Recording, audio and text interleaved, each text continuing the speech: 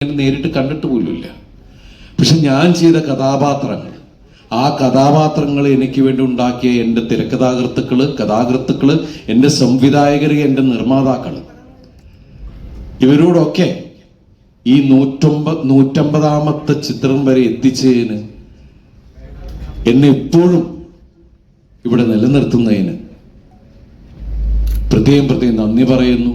അതുപോലെ തന്നെ ഈ നിറഞ്ഞ സദസ്സിൽ ഇരുന്ന് നിങ്ങളോടൊപ്പം സിനിമ കാണാൻ സാധിച്ചതിൽ സർവശക്തനായ ദൈവത്തിനോടും ഞാൻ എൻ്റെ നന്ദി പറയുകയാണ്.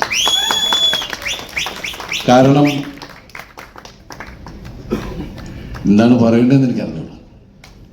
അത്രയേറെ കടപ്പാടാണ് എനിക്ക് ജീവിതത്തിൽ എൻ്റെ പ്രിയപ്പെട്ട പ്രേക്ഷകരോട്. ഇവിടെ വരാത്ത ആളുകൾ ഒരുപാട് പേര് ചിലപ്പോൾ ഇത് കാണുന്നുണ്ടാവും. അവരോടെല്ലാം ഞാൻ അത്രയും നേരിട്ട് പറയുന്നത്, നിങ്ങളുടെ പ്രാർത്ഥന, നിങ്ങളുടെ സ്നേഹം, നിങ്ങളുടെ പ്രാർത്ഥനയാണ് ഞാനിപ്പോൾ ഇവിടെ നിൽക്കുന്നത്. എനിക്ക് ഈ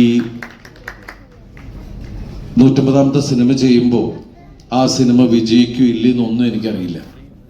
പക്ഷെ ആ സിനിമ വിജയിപ്പിക്കണം, ഈ സിനിമ വിജയിച്ചേ പറ്റുള്ളൂ, ഈ സിനിമ എത്തിക്കേണ്ട സ്ഥലത്ത് ഞാൻ എത്തിക്കുമെന്ന് ഉറച്ച് തീരുമാനമെടുത്ത് ഞാൻ അത്ഭുതപ്പെട്ടു പോയിട്ടുണ്ട്. കാരണം ഞാൻ ആദ്യമായിട്ടാണ് ലിസ്റ്റിൻ്റെ കൂടെ ഒരു സിനിമ ചെയ്യുന്നത്.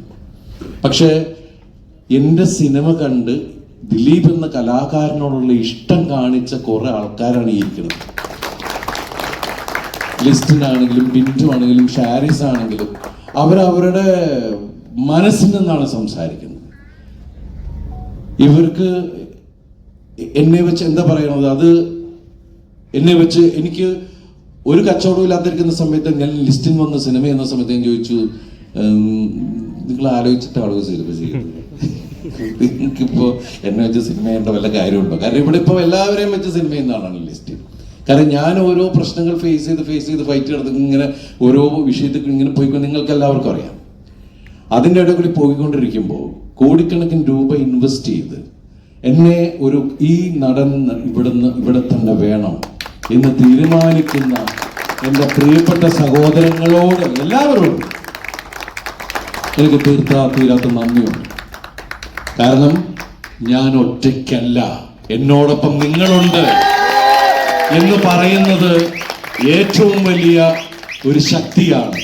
എന്നെപ്പോലെ ഒരു കലാകാരൻ. എല്ലാവരും എന്നോട് ചോദിക്കാറുണ്ട്, നിങ്ങൾ എങ്ങനെ നോർമലായിരിക്കുന്നു? ഞാൻ നോർമലായിരിക്കുന്നത് നിങ്ങളുടെ സ്നേഹം കൊണ്ടാണ്, നിങ്ങളുടെ കയ്യടി കൊണ്ടാണ്. കാരണം ഞാനൊരു എന്താ പറയണത്, ഒരു വല്ലാത്തൊരു അന്തരീക്ഷത്തിൽ കൂടിയാണ് കഴിഞ്ഞ കുറെ വർഷങ്ങളായിട്ട്, സുനാമി ആണോ മറ്റാണോ എന്താണെന്ന് എനിക്ക് അറിഞ്ഞൂടെ, അങ്ങനൊരു അവസ്ഥയിലൂടെയാണ് ഞാൻ പോയിക്കൊണ്ടിരിക്കുന്നത്. ആ സമയത്ത് ഇതുപോലെ എന്നെ സ്നേഹിക്കുന്ന നിങ്ങളുള്ളപ്പോൾ ഒരുപാട് സന്തോഷം. ഞാൻ കൂടുതൽ പറഞ്ഞു കഴിഞ്ഞാൽ ഈ പടത്തിൻ്റെ എൻഡിൽ പറഞ്ഞ പോലെ ചിലപ്പോൾ ഞാൻ കുഴപ്പത്തിലേക്ക് വലിയ സന്തോഷം. നമ്മൾ മലയാള സിനിമയിൽ റാണിയ നമുക്ക് കിട്ടിയ, എൻ്റെ കൂടെ ഒരുപാട് നായികമാർ വന്നിട്ടുണ്ട്, നിങ്ങൾ കണ്ടിട്ടുള്ളതാണ്. അവരൊക്കെ പല ഭാഷകളിൽ പോയി.